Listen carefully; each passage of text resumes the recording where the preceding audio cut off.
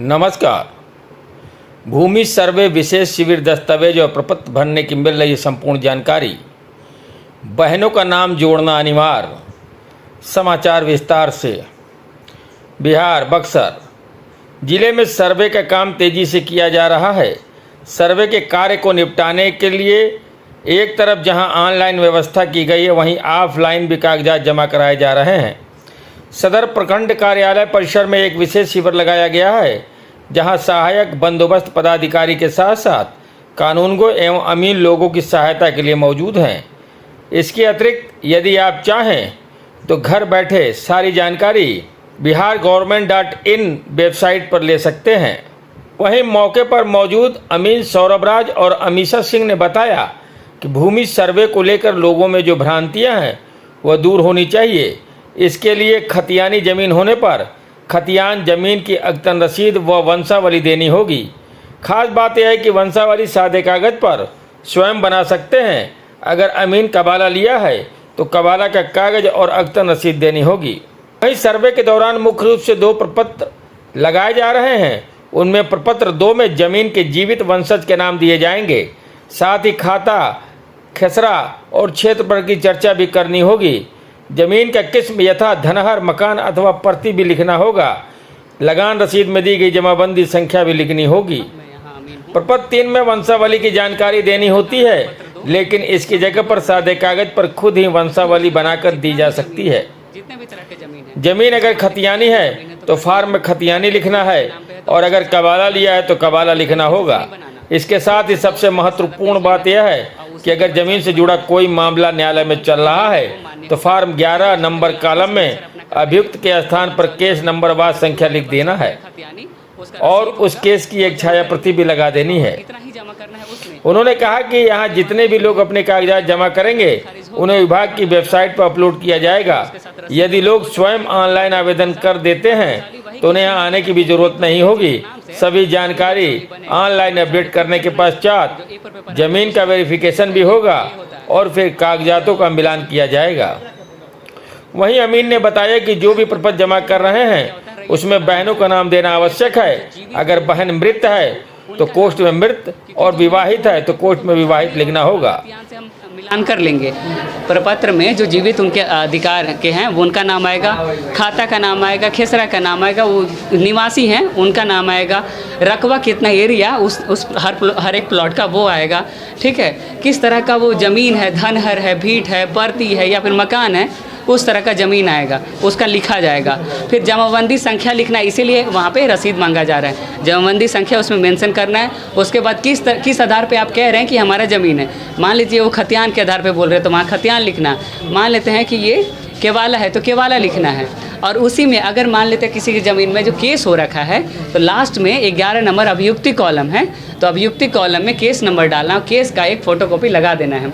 जब सारा कागजात जमा करेंगे तो ये कार्य करने हैं सबको, जितने भी रैयत हैं उनसे यही काम करवाना है। तो यहाँ जमा हो जाने के बाद की क्या प्रक्रिया होगी? देखिए, यहाँ जमा होने के बाद हम उसको ऑनलाइन करेंगे, इसको सबको ऑनलाइन करेंगे।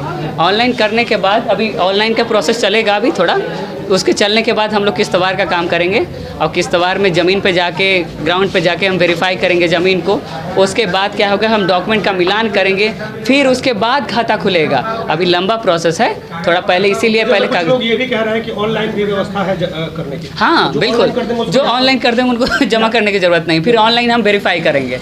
वो चीज़ है, सुविधा दिया गया है। DLRS साइट पे आप जाइए, खुद से ऑनलाइन करवा सकते हैं, इससे में कोई दिक्कत नहीं। जो नहीं करा सकते वो आएंगे, फिर यहाँ हम लोग ऑनलाइन करेंगे। हमारे पास दोनों सुविधा है। तो उनका नाम जरूरी है। अगर मान लेते बहन मृत होंगे तो कोष्ठ में मृत कर देंगे, अगर विवाहित हैं तो कोष्ठ में विवाहित कर देंगे। NOC उस केस में लेना है कि अगर बहन स्वेच्छा से NOC दे रहे हैं, नॉन ऑब्जेक्शन सर्टिफिकेट, कि ये ज़मीन जो है हम अपने भाई अपने नाम में खाता खुलवाएंगे तो कर सकते हैं, NOC दे सकते हैं, उनका प्रावधान है। नाम लिखते हुए, हाँ, नाम अपना लिखेंगे, NOC करवा लेंगे, कोर्ट से एफिडेविट करा के जो भी हो वो दे देंगे। हाँ, उससे क्या होगा कि वो स्वेच्छा से वो दे दिए कि भाई लोग ही अपना बंटवारा करें। प्रारंभिक दौर में जब प्रपत्र 2 भरेंगे हम तो उसमें सबका नाम, उसका नाम होना चाहिए, बिल्कुल बहन का नाम होना चाहिए, उसमें तो रहेगा ही। NOC साइड में लगा देंगे, अगर उनका सहमति होगा तब, नहीं होगा तो बहन का तो खाता खुलेगा ही। अगर बहन नहीं करेंगे, चाहेंगे कि उनका खाता खुले, वो तो खुलेगा ही। यहाँ पे लोग यहाँ सब बताया जा रहा है कि बंसावली खुद से ही बनाना है, अपने से बनाइए जमा कीजिए, नहीं कि पंच और एफिडेविट बनवाने की कोई ज़रूरत नहीं है। और यहाँ तो जितना बताया जा रहा था कठिन नहीं है, सिर्फ प्रपत्र 2 भरना और जमा करना है बस। प्रपत्र 2 और बंसावली के लिए बंसावली जमा करना है खुद से बना के, इसके अलावा कोई कागज नहीं। और जो अपना खतियानी ज़मीन है तो खतियान जमा करेंगे, रसीद जमा करेंगे, आधार कार्ड जमा करेंगे, और खरीदा हुआ तो डीड जमा करेंगे, केवाला जमा करेंगे, यही सब बस। और उसका रसीद भी जमा करेंगे। और आपका नाम अमीशा सिंह, क्या है? अमीन है हमें।